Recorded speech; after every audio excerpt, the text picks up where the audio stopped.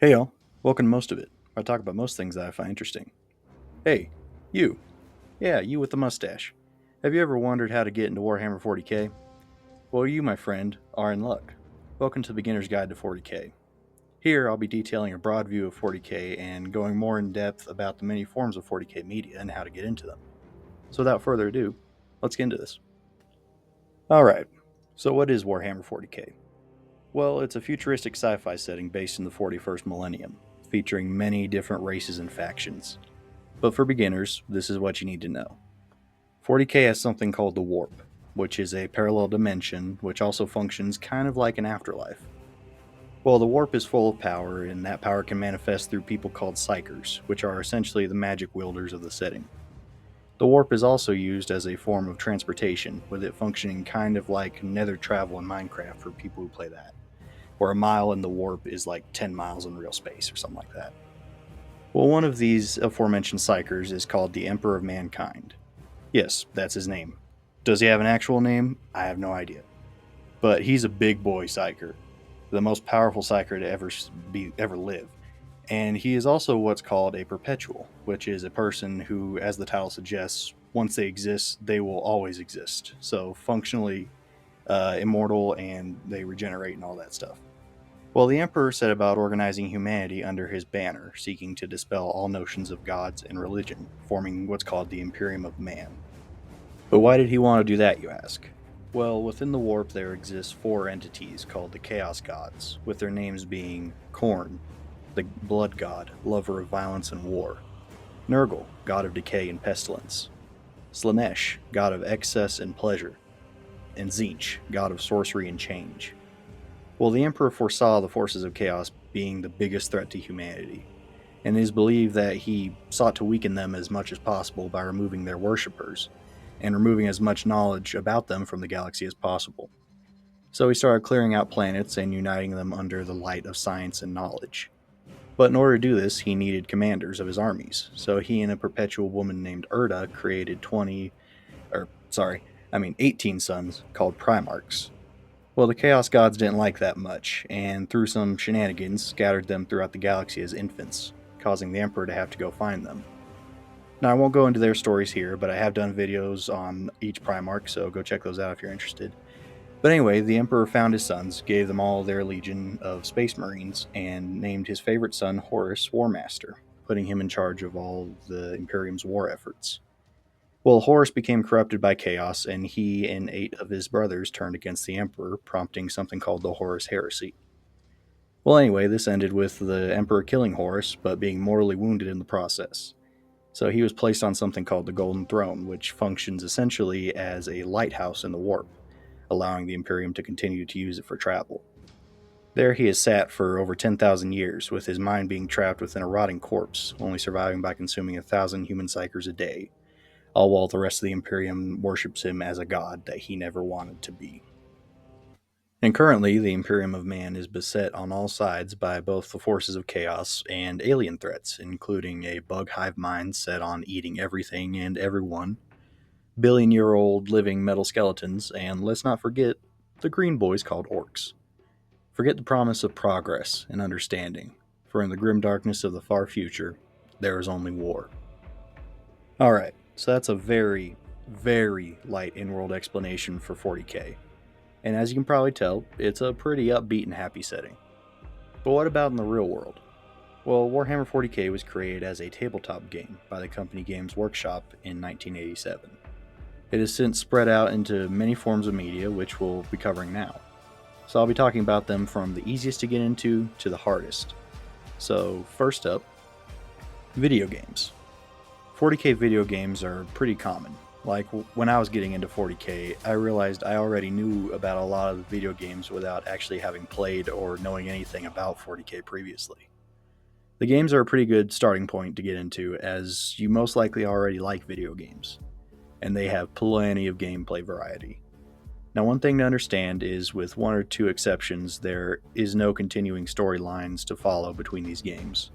So just choose a game and hop in. But which game should I choose, I hear you asking? Well, here are my recommendations. Space Marine 1 and 2.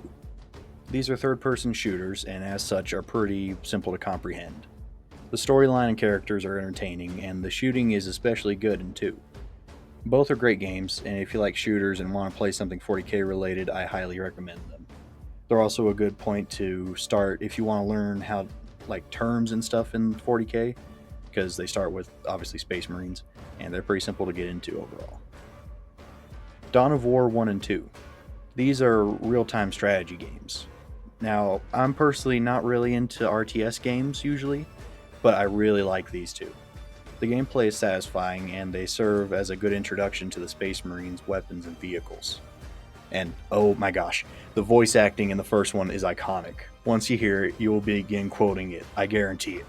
I mean, just listen to this. Claim it in the name of the Emperor! For the Emperor! Charge! Space Marines attack! Die, scum! Eat bolt gun! No prisoners! For the Emperor! But anyway, if you like RTS games, I definitely recommend these two. It's just a shame they never made a third one. Mechanicus. This is an XCOM-style turn-based tactics game, following a group of Mechanicus adepts studying a Necron tomb world. The gameplay is some of the best within the genre, with the combat being tight and really focusing in on tactical thinking and strategy. And the music. The music is incredible. Seriously, go do yourself a favor and look up the soundtrack. It'll change your life. The vibe and ambiance of this game is unmatched as well. I mean, just watch this. If it doesn't sell you on this, nothing will. From the moment I understood the weakness of my flesh, it disgusted me. I craved the strength and certainty of steel. I aspired to the purity of the blessed machine. Your kind cling to your flesh, as if it will not decay and fail you. One day the crude biomass that you call the temple will wither, and you will beg my kind to save you. But I am already saved. For the machine is immortal.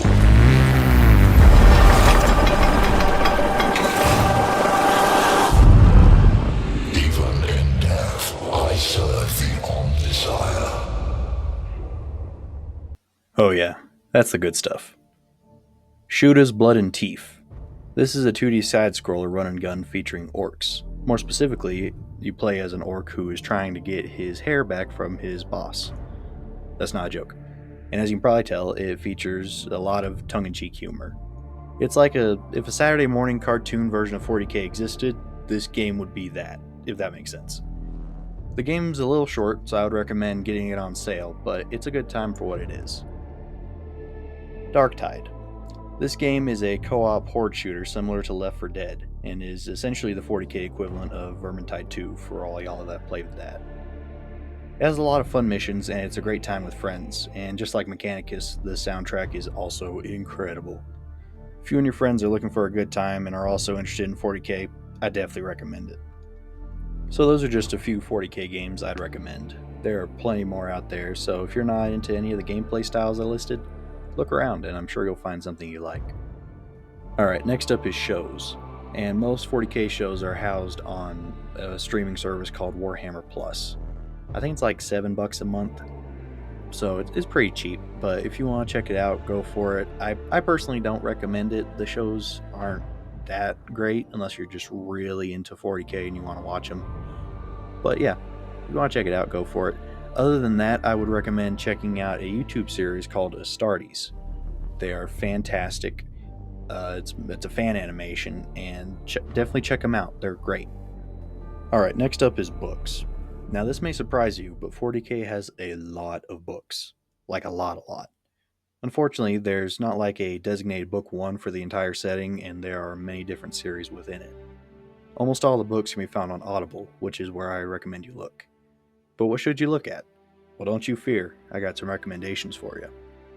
Horus Rising. This is the first book of the Horus Heresy series, where we see the seeds of Horus's betrayal begin to be sown.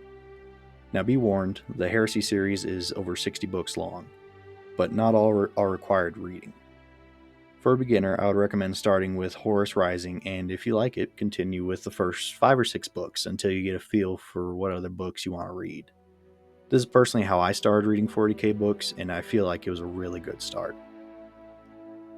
The Infinite and the Divine. This book follows 2 Necrons having a feud over 10,000 years, and it's one of the funniest 40K books. Some of the terminology may be a little tricky, but it's a really good read overall. Caiaphas Cain, Hero of the Imperium. This is a book following a cowardly commissar who, while trying to run away from danger, always seems to run into it. He always manages to survive and always gets promoted because of it, thus moving him closer to the danger. It's a fun series comprised of mostly short, very digestible stories, and as such, it's a great start for beginners.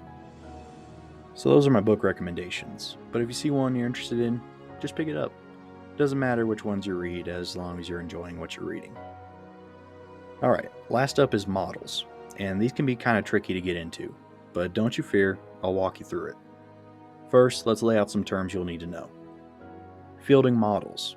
This refers to adding models to your army and counting them in your point total. But what's that? Point total. Each model is assigned a certain number of points, and this is how you determine your army size, with the most common size being around 2,000 points. Okay, moving on. Warhammer has a tabletop strategy game which requires models. Now, these models can be pretty expensive, and as such, you may be apprehensive about jumping into a hobby that you don't even know if you enjoy yet. Well, here's a recommendation. Tabletop Simulator is a game on Steam, which lets you play just about any board game, including Warhammer. It's a lot cheaper than starting an army, and it lets you determine if you like the gameplay in the first place. But be warned, there's a lot that goes into the hobby that you don't get with Tabletop Simulator, like painting models, building models, and actually like rolling dice and playing with your friends. But if you're interested, try it out. Okay, so you played Tabletop Simulator and enjoyed it, or you just want to play the actual game. Where do you start? The first step is picking your faction. And I've been doing a series of shorts giving a quick summary of each faction, so go check those out to learn more about them. But the TLDR of it is, take your time and find out what you really enjoy about each faction and eventually decide your favorite. I personally took over a year deciding my favorite before picking up my first model. And no matter what, choose what faction you find the coolest. Don't let anyone pressure you into changing what you like, or tell you what's cool or not cool, and don't worry about the game rules. Just buy the models you find coolest. Alright, so you got your faction chosen. Now it's time to figure out what size army you want. I'd recommend starting at 500 points, as it's relatively cheap, and odds are anyone you meet that plays Warhammer will have 500 points worth of models, which means you can play with them. But choose whatever size you want. I personally went with 1,000 points when I started, and it's been pretty fun so far. Okay, next up, actually picking up the models. And this is where most people bail. Warhammer models are pricey, but there are ways to get them for cheaper. Number one is a LGS or a local game store. Typically they sell models a little cheaper, and some even sell used models at a huge discount. Games Workshop website has a store locator, so check that out and see if you got one near you. But let's say you don't have a store near you, or you can't stand sunlight, as many of us in this hobby can't. Totally understandable. Well, number two is a subreddit called Miniswap. Here people are selling or trading models, typically at a decent discount. But do watch yourself, do your due diligence, and watch out for scammers, as with any online purchases. Number three is sites like eBay and Amazon. For eBay, I found some pretty good deals, but you have to act fast as a lot of people are on that site. Amazon has a baseline 5 to 10% off MSRP, and if you want brand new models like I did, it's a good place to get them. But whatever you do, do not, I repeat, do not pay full Games Workshop prices for models, as you can always get them cheaper somewhere else. Okay, you found your preferred site. Now, as far as which models to pick, I'd personally tell you not to worry too much about rules and performance. Right now, I tell you to get what models you can afford and like the look of. But if you want a recommendation, here you go. Each faction has a box called a Combat Patrol, which is typically around 120 to 160 bucks, and typically has about 500 points of models, depending on the army. Most of them are pretty solid and are very easy to find, and so I would tell you to start there. Alright, you got your models. Next is hobby supplies. What you'll need is a little pair of snips to get them out of their molds, and some kind of glue. I personally recommend and use Tamiya Extra Thin Cement as it's easy to use and is very convenient and cheap. Don't buy the Games Workshop branded hobby supplies. They have an unnecessary markup and aren't the best things out there. Next is primer. Pick up some kind of spray primer for the first layer of the model, as if you don't prime it, often your paint job will eventually scrape off, which is super obnoxious. I personally use Rust-Oleum 2X, but whatever you get, make sure it's designed for plastic. For the model paints, I personally use Vallejo acrylic paints, as they're cheaper than the official paints and still have very good quality. But overall, just choose how you want your model to look and choose what paint colors you need to get to do that. If you're concerned about being quote-unquote bad at painting, don't be. Just have fun with it, and remember, they only need to look distinguishable from 2 or 3 feet away. I am far from an artsy person, and I personally have some hand injuries that can cause some shakiness, and I painted this guy. He's not a prize winner, but I like him. That's all that matters. Alright, so that's all you need to actually build the army. But what about the game? Well, for that, you need the rule set for your models, which you can find in their respective codex books or somewhere online. Second, you need some dice, and if you want, some terrain, which can be empty bottles, books, or whatever. Doesn't really matter. Just don't spend money on actual terrain yet. From there, just have fun, play with your friends, and enjoy yourself. As far as the actual gameplay goes, I won't get into that as it varies a lot, but I can tell you where to go to learn more. These YouTubers really help me learn a lot, and I bet they'll help you too. To help you learn the gameplay, check out Play on Tabletop. They make great videos showcasing and explaining gameplay for new people. To help you learn more about models, check out Midwinter Minis and Eons of Battle. Both have great content for beginners and may even give you some great ideas for paint schemes. For more 40k lore, I may be a little biased, but I think my videos are pretty good. But also check out Wes Hammer and Bricky. They both helped me a lot when I was new. And for tips on all of these things, check out Warhammer. It's a podcast where they talk about painting models and lore, so be sure to check them out. Shout out to all these great channels. I'll have links to them in the description below. Alright, that's all I got for today, y'all. I hope I helped at least a little bit. I know getting into 40k can feel like drinking from a fire hose sometimes. But at the end of the day, just find what you like and pursue it, and have fun with it. Like and subscribe if you enjoyed the video, and comment down below any questions or ideas you may have. And with all that said, I'll see y'all later.